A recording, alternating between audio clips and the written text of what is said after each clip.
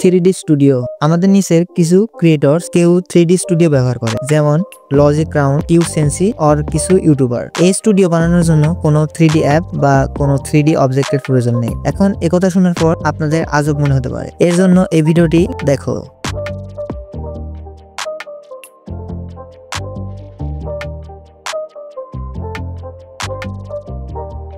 এটি আমি শুধুমাত্র পিক্সেল ল্যাব এন্ড ক্যাপকাট এর মাধ্যমে তৈরি করেছি। তো সময় নষ্ট না করে চলো পিক্সেল ল্যাব অ্যাপসে যাই। সর্বপ্রথম এখানে আমরা ডিলিট অপশনে ক্লিক করব এবং লেখাটি মুছে ফেলবো। তারপর 3 ডটে ক্লিক করে ইমেজ সাইজে ক্লিক করব এবং ইউটিউব থাম্বনেলের সাইজ নেব।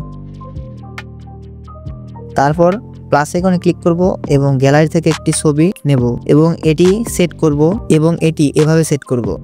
এখানে আমরা ক্লিক করব এবং এটি কপি করব। তারপর এই লেয়ার অপশনে যেতে হবে। এখান থেকে আমাদের নিচের ফটোটা লক করে দেব।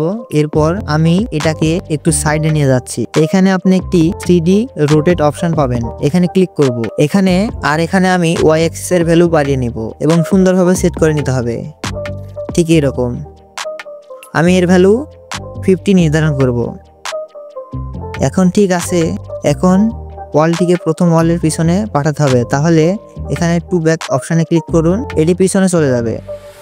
তারপর এটি আবার কপি করব। এখন লেয়ার অপশানে ক্লিক করব এবং আগেরটি লক করে দেব। আমি এটা লক করছি যাতে আগেরটা নড়তে না পারে। এবং আমি আবার 3D রোটেটে যাব। আগের ওয়াই অ্যাক্সিসের মান ছিল 50, তাই আমরা এটি কমিয়ে -50 করব। তাহলে এই ওয়ালটা আমাদের সেট করতে হবে। এর জন্য আমাদের টু ব্যাক অপশানে যেতে হবে এবং ওয়ালটি সেম ভাবে পিছনে পাঠাতে হবে। আমি আবারও লেয়ার অপশান থেকে এটা লক করে দেব। এখন আমাদের একটা ফ্লোর এর প্রয়োজন। এর জন্য আমি গ্যালারি থেকে এটি অ্যাড করে নিয়েছি। আমাদের আবারও 3D রোটেটে যেতে হবে। আর এবার ওয়াই অ্যাক্সিস এর ভ্যালু 42 আর এটাও সেট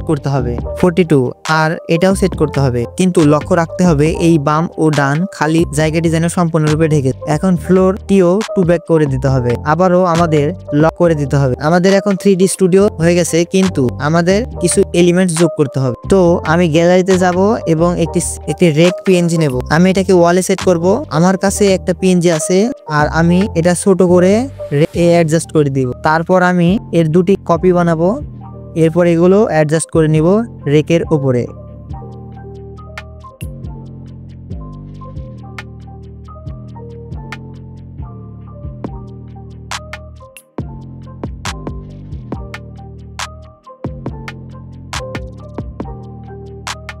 এরপর আমি টেডি বিয়ার ও আরো কিছু জিনিস অ্যাডজাস্ট করব।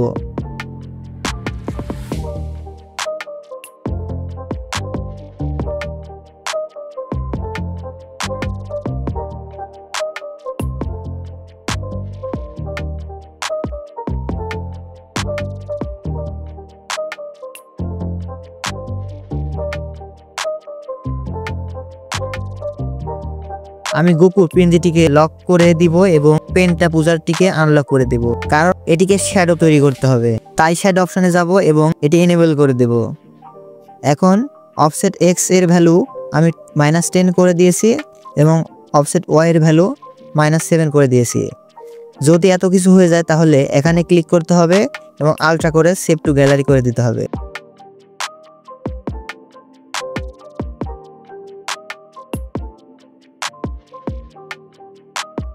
এখন এখানে ক্লিক করুন এবং সমস্ত কিছু ডিলিট করে ফেলুন।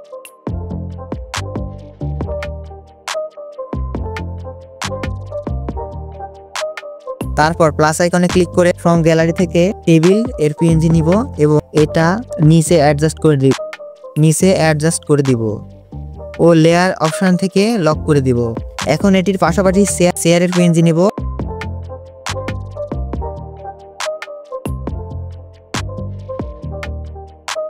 এখন আমার ক্যারেক্টার পিএনজি নিব ও ক্রপ করে চেয়ারের উপর অ্যাডজাস্ট করে নিব।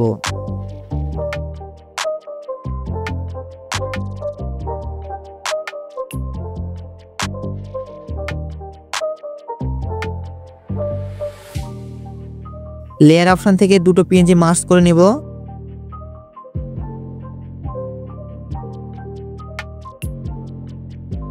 এখন পিএনজিটা টু ব্যাক করে দিব আর অ্যাডজাস্ট করে নিব।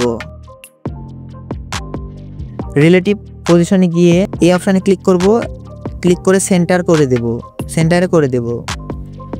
এটাকেও লক করে দেব এবং আরেকটি পিএনজি অ্যাড করে নিব। এটাকে টেবিলের উপর ছোট করে রেখে দেব।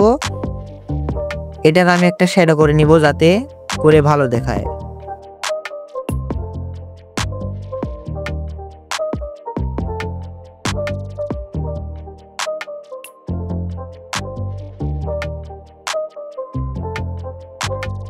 এখন এখানে ক্লিক করে ট্রান্সপারেন্ট ক্লিক করে এটাকে পিএনজি বানিয়ে সেভ টু ফটোতে ক্লিক করে আলট্রা করে সেভ টু গ্যালারি করে দেব।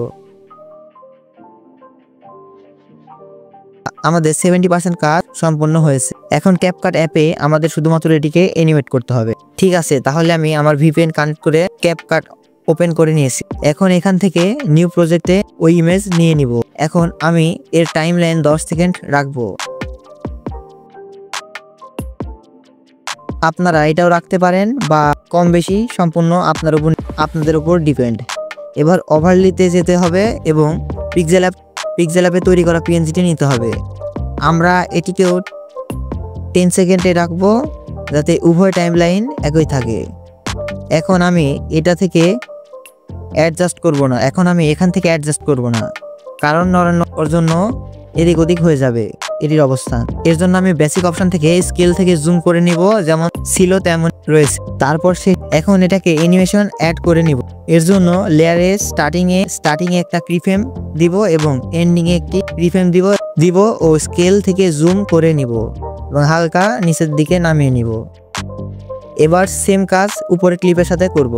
এর জন্য স্টার্টিং এ একটি কিফ্রেম দিব এবং এন্ডিং এ একটি কিফ্রেম দিয়ে জুম করে নিব এবং এটাকে এবার উপরের দিকে তুলে দেব। ওকে, এখন এটাকে মুখ অ্যাড করা বাকি। এখন ওভারলি থেকে গ্রিন স্ক্রিন মাউথ তাকে নিয়ে নিছি। এটার লিঙ্ক আমি ডিসক্রিপশনে দিয়ে দেবো, সেখান থেকে ডাউনলোড করে নিতে পারেন। এখন এই গ্রিন স্ক্রিনটাকে রিমুভ করে দিতে হবে। এর জন্য কাট আউট অপশানে যাব এবং ক্রোমা কি ইন্টেন্সিটি ফুল করে দিব। ওকে, গ্রিন স্ক্রিন রিমুভ হয়েছে। এখন এটাকে সেট করতে হবে। এবারও বেসিক থেকে অ্যাডজাস্ট করব।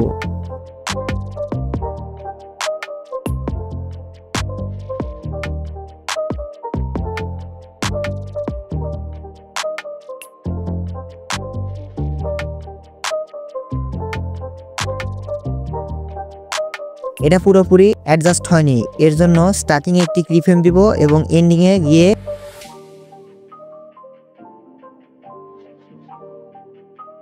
স্কেল থেকে সাইজ বাড়িয়ে নিব। আগে ছিল 12 এবং এখন আমি 20 করে দিব।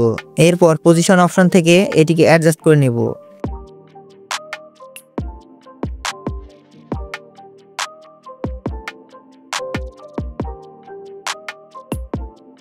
এখন এটিকে এক্সপোর্ট করে নিব। এখন এক্সপোর্ট হওয়ার পর ওই প্রজেক্ট আবার ওপেন করব। এইখানে ক্লিক করে এক্সপোর্ট করা ভিডিও অ্যাড করে নিব।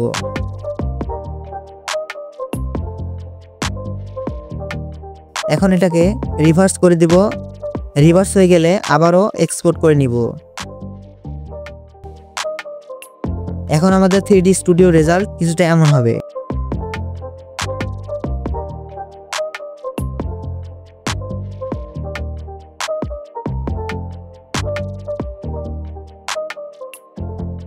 যদি আমাদের ভিডিওটি তুমি এই পর্যন্ত দেখে থাকো তাহলে হৃদয় থেকে ধন্যবাদ। আমার ভিডিও বানাতে কঠোর পরিশ্রম করতে হয়। আপনাদের কাছে আশা করব ভালো রেসপন্স পাবো, যাতে নেক্সট ভিডিওটি আরো ভালো কিছু আনতে পারি। আর ডিসক্রিপশনে আমি কিছু এলিমেন্টস এর লিংক দিয়ে দিছি, সেখান থেকে ডাউনলোড করে নিতে পারেন। তো দেখা হবে নতুন আরেকটি ভিডিওতে। ধন্যবাদ।